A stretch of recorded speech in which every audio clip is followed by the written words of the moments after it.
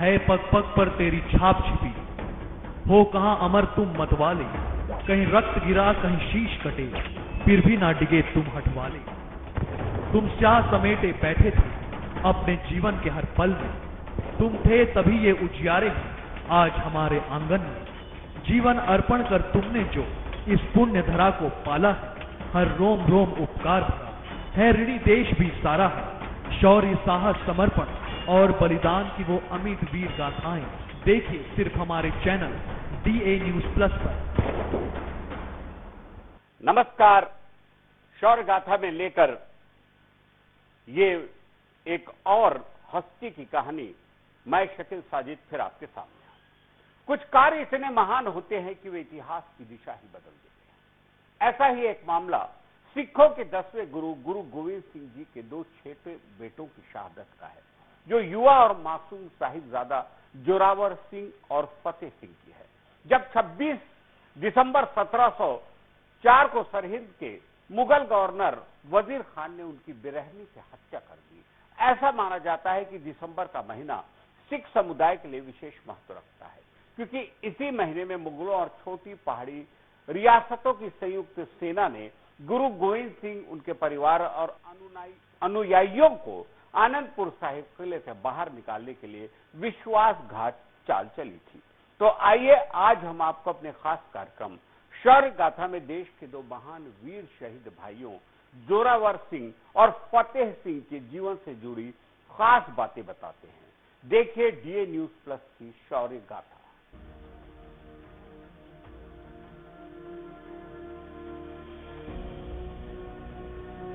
गुरु गोविंद सिंह के 4 पुत्रों में सबसे छोटे साहिबजादा फतेह सिंह का जन्म 12 दिसंबर 1699 को आनंदपुर में माता जीतो जी, जिन्हें माता सुंदरी जी के नाम से भी जाना जाता है, उनके यहाँ हुआ था। आनंदपुर से उड़ान के दौरान सिखों को पंजाब में सुरक्षित मार्ग देने का वादा किए जाने के बाद साहिबजादा फतेह सिंह को उनके बड़े भाई जोरावर सिंह के साथ उनकी दादी माता गुजरी कौर जी की देखभाल में रखा गया था। दुर्भाग्य से सरसा में बारिश के कारण बाढ़ आ गई, जो आमतौर पर एक खाड़ी से थोड़ी ऊंची थी, और मुस्लिम अनुयायियों के हमले के कारण गुरु के 2 सबसे छोटे बेटे और उनकी दादी सिखों के मुख्य समूह से अलग हो गए। हालांकि जब वह पार करने में सफल हो जाता है तो गुरु के पूर्व रसोइयों में से एक से उनकी दोस्ती हो जाती है। बाद में उसे धोखा दिया गया और उस छोटे से गांव के अधिकारियों ने उसे वजीर खान के एजेंटों को सौंप दिया, जहां उसे शरण दी गई थी और उन्हें सरहिंद ले जाया गया और खान के ठंडा बुर्ज में नजरबंद कर दिया गया। जबकि ठंडी बुर्ज का निर्माण क्षेत्र की गर्मियों में जल चैनलों के माध्यम से आने वाली ठंडी रात की हवा को पकड़ने के लिए किया गया था। सर्दियों के दौरान बिना गर्म किए बुर्ज से गुरु की मां और बेटों को कोई आराम नहीं मिलता था। वजीर खान के नेतृत्व में इन सेनाओं ने गुरु को आनंदपुर साहिब से सुरक्षित मार्ग देने का वादा किया था, लेकिन जब वे बाहर आए तो उन्होंने बड़ी संख्या में उन पर हमला कर दिया। 9 और 7 साल की उम्र के 2 साहिबजादे अपनी दादी माता गुजर कौर के साथ किले से बाहर आते ही मुख्य टुकड़ी से अलग हो गए। उन्हें गंगू नाम के बूढ़े अनुचर ने उनके पैतृक गाँव में सहेरी में आश्रय देने का वादा किया था, लेकिन उन्हें धोखे से मुगलों के सरहिंद प्रशासन को सौंप दिया गया। यह पूरे समाज के साथ विश्वासघात का सबसे खराब उदाहरण माना जा सकता है। यहाँ यह उल्लेखनीय है कि चमकौर में सिखों की मुख्य टुकड़ी आखिरी सांस तक लड़ी, जहाँ गुरु गोविंद सिंह ने मुट्ठी भर सिखों के साथ रक्षात्मक स्थिति संभाली थी। गुरु के बड़े बेटे साहिबजादा अजीत सिंह और साहिबजादा जुझार सिंह चमकौर की लड़ाई में लड़ते हुए शहीद हो गए। वे भी अपनी आखिरी सांस तक लड़ना चाहते थे, लेकिन उनके खालसा ने ऐसा करने से इनकार कर दिया और पंज प्यारे परंपरा का हवाला देते हुए उन्हें भागकर सिखों के लिए लड़ने का आदेश दिया। वजीर खान एक पराजित और निराश व्यक्ति के रूप में सरहिंद लौट आया, क्योंकि वह गुरु को मारने या गिरफ्तार करने में विफल रहा था। वह अपने धोखेबाज व्यवहार के लिए गुरु द्वारा प्रतिशोध की संभावना से भयभीत था। उसे बादशाह औरंगजेब के क्रोध का भी डर था, क्योंकि सिख सेना की तुलना में उनके पास बहुत बड़ी सेना होने के बावजूद वह गुरु को पकड़ने या मारने में विफल रहे थे। भय और निराशा के बीच उन्होंने गुरु राजकुमारों को सबसे खराब प्रकार की यातना और धमकियों का सामना करने का प्रयास किया, ताकि गुरु गोविंद सिंह को उनकी सहायता के लिए मजबूर किया जा सके। उन्होंने उन्हें और उनकी दादी को एक ठंडे बुर्ज में रखा, जिसे पानी के चैनलों पर चलने वाली ठंडी रात की हवाओं को पकड़ने के लिए बनाया गया था। हालांकि गर्मियों के लिए एक आदर्श स्थान था, लेकिन सर्दियों में यह जगह असहनीय होती है, खासकर बहुत छोटे साहिबजादों के लिए। माता गुर्जर कौर ने मुगल रसोई में बना खाना खाने से इनकार कर दिया, जिससे वजीर खान क्रोधित हो गया। उन्होंने आदेश जारी किया कि जो कोई भी कैदियों की मदद करने की कोशिश करेगा उसे मार दिया जाएगा। इस आदेश के बावजूद गुरु गोविंद सिंह के भक्त मोतीराम मेहरा, जो मुगलों की हिंदू रसोई में काम करते थे, साहिबजादे के लिए गुप्त रूप से ठंडा बुर्ज में पानी और दूध रखते थे। यह भीषणतम परिस्थितियों में भी मानवता की दृढ़ संकल्प का मार्मिक उदाहरण था। गुरु गोविंद सिंह सरहिंद नहीं आए, क्योंकि उन्होंने अपने खालसा को वचन दिया था कि वे न्याय और स्वतंत्रता की लड़ाई को आगे बढ़ाने के लिए जीवित रहेंगे। इसके बाद वजीर खान ने युवा साहिबजादों को इस्लाम अर्जित करने की योजना बनाई और फिर उसने उन्हें अपनी हिरासत में रखकर उन पर नियंत्रण हासिल करने के बारे में सोचा और यह प्रस्ताव साहिबजादों के सामने रखा, जिसे उन्होंने पूरी तरह से अस्वीकार कर दिया। इससे वजीर खान और भी अधिक परेशान और क्रोधित हुआ। इसके बाद वजीर खान ने अपने दरबार में शहजादों पर मुकदमा चलाया, जो 2 दिन तक चला। अगले दिन अदालत में उन्होंने मलेरकोटला के नवाब शेर मोहम्मद खान को सजा देने की कोशिश की, जिनके 2 भाई गुरु गोविंद सिंह द्वारा युद्ध में मारे गए थे। शेर मोहम्मद खान ने महिलाओं और बच्चों से बदला लेने से इनकार करके बहादुरी का सर्वोच्च रूप दिखाया और वजीर खान को साहिबजादों और उनकी दादी को रिहा करने की सलाह दी।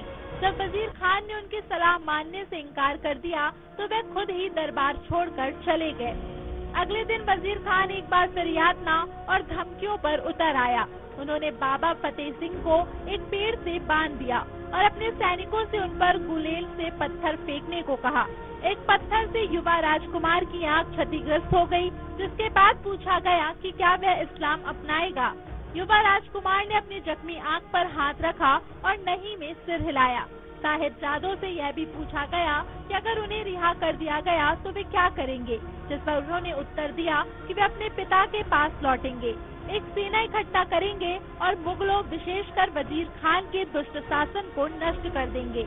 इसके बाद वजीर खान ने सबसे भयानक काम किया, जो सम्मान के सभी सिद्धांतों और नियमों के खिलाफ था।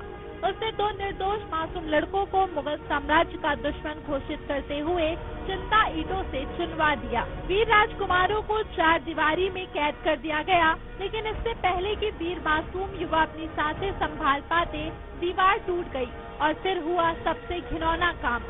वजीर खान ने जल्लादों को युवा राजकुमारों का गला काटने का आदेश दिया। शहादत की खबर सुनकर उनकी दादी माता गुर्जर कौर ने भी अंतिम सांस ली। दोनों साहिबजादों ने जिस तरह अन्याय और भेदभाव के खिलाफ आवाज उठाई, उसकी मिसाल इतिहास में नहीं मिलती। उनके वकीलों की क्रूर दुष्टता स्पेक्ट्रम के दूसरे पक्ष का प्रतिनिधित्व करती है। युवा राजकुमारों द्वारा दिखाए गए साहस और धैर्य ने सिख खालसा समुदाय को उत्पीड़न और अन्याय के खिलाफ आवाज बुलंद करने के लिए प्रेरित किया। गुरु गोविंद सिंह ने अपने शिष्य बाबा बंदा सिंह बहादुर को साहिबजादों की हत्या का बदला लेने का आदेश दिया।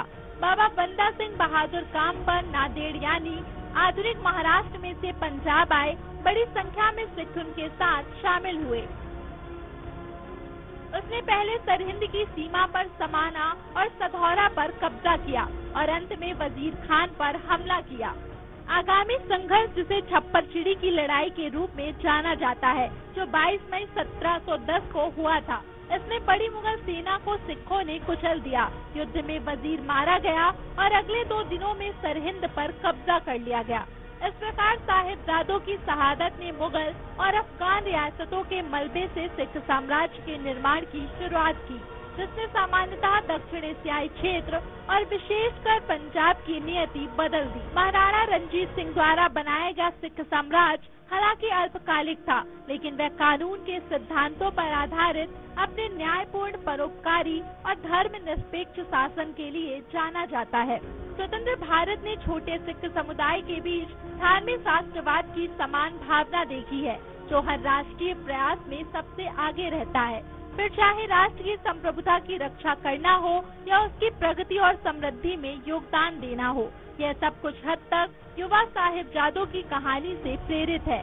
न्याय और धार्मिकता के पक्ष में खड़े होने के एक सच्चे उदाहरण के रूप में भारत और दुनिया भर में साहिबजादों की कहानी को प्रसारित करने की लंबे समय से आवश्यकता थी।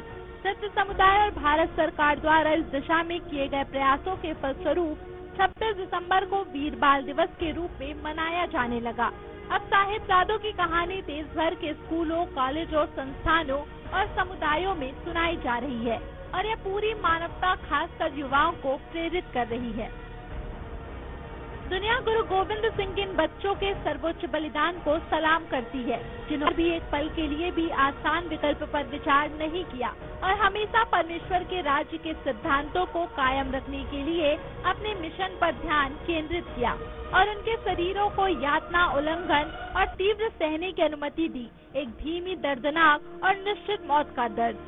एक और दुनिया ने मानवता के उच्चतम आदर्शों के लिए गुरु परिवार के सबसे युवा सदस्यों के सर्वोच्च बलिदान को देखा और दूसरी ओर हृदयहीन और अनैतिक वजीर खान के घृणित, क्रूर और बर्बर कृत्यों को देखा, जिसने अपनी ही पवित्र किताब कुरान पर ली गई कसम को तोड़ दिया था।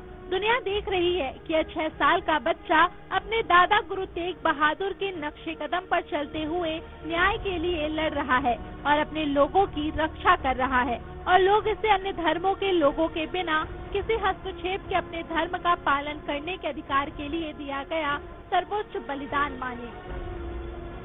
उन्हें सरहिंद के नवाब वजीर खान के सामने पेश कर माताजी के साथ ठंडे बुर्ज में कैद कर दिया गया और फिर कई दिन तक नवाब और काजियों ने दरबार में बुलाकर धर्म परिवर्तन के लिए कई प्रकार के लालच और धमकियां देते रहे। दोनों साहिबजादे गरज कर जवाब देते, हम अकाल पुरख यानी परमात्मा और अपने गुरु पिताजी के आगे ही सिर झुकाते हैं और किसी और को सलाम नहीं करते। हमारी लड़ाई अन्याय, अधर्म और जुल्म के खिलाफ है। हम तुम्हारे जुल्म के खिलाफ प्राण दे देंगे, लेकिन झुकेंगे नहीं। अतः वजीर खान ने उन्हें जिंदा दीवारों में चुनवा दिया। साहिबजादों की शहीदी के पश्चात बड़े धैर्य के साथ ईश्वर का शुक्रिया अदा करते हुए माता गुजरी ने अरदास की और अपने प्राणों को त्याग दिया। तारीख 26 दिसंबर पौष के माह में संवत 1761 को गुरुजी के प्रेमी सिखों द्वारा माता गुजरी और दोनों छोटे साहिबजादों का सत्कार सहित अंतिम संस्कार किया गया। पौष माह की संक्रांति के साथ सिख समाज की ओर से शहीदों को याद किया जाता है। इन दिनों दशमपिता श्री गुरु गोविंद सिंह महाराज का परिवार जहां बिछड़ता है, वहीं चारों साहिबजादे शहीद हो जाते हैं। इन दिनों में सिख समाज के लोग खुशी का कोई काम नहीं करते। दशमपिता के शहीद साहिबजादों और माता गुजरी को नमन किया जाता है। परिवार बिछोड़ा साहिब से लेकर फतेहगढ़ साहिब तक अनेक कार्यक्रम आयोजित किए जाते हैं।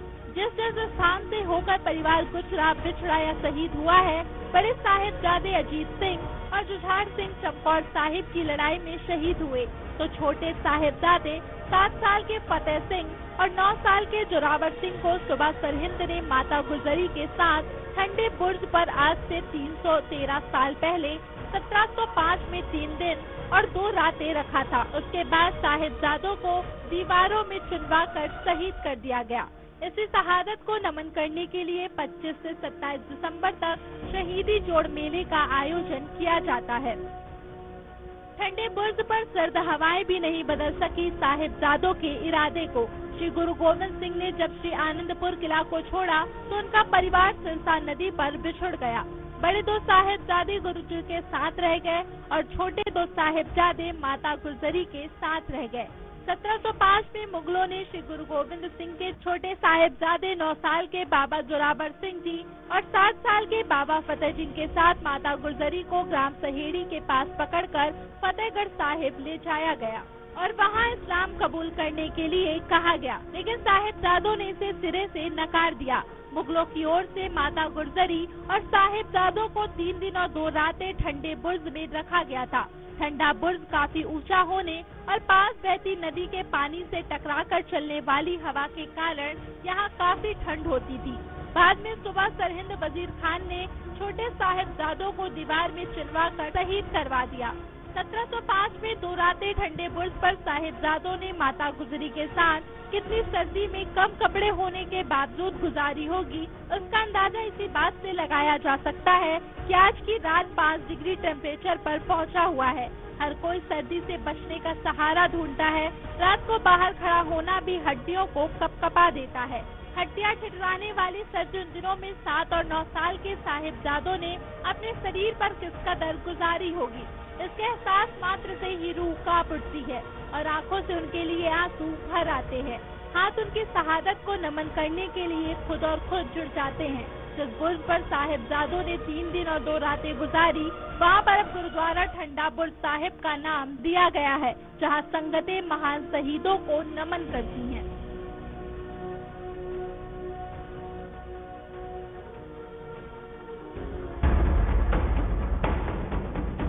है पग पग पर तेरी छाप छिपी, हो कहाँ अमर तुम मतवाले, कहीं रक्त गिरा कहीं शीश कटे, फिर भी ना डिगे तुम हटवाले। तुम स्याह समेटे बैठे थे अपने जीवन के हर पल में, तुम थे तभी ये उजियारे हैं आज हमारे आंगन में। जीवन अर्पण कर तुमने जो इस पुण्य धरा को पाला है, हर रोम रोम उपकार भरा है, ऋणी देश भी सारा है। शौर्य साहस समर्पण और बलिदान की वो अमित वीर गाथाएं देखिए सिर्फ हमारे चैनल DA News Plus पर।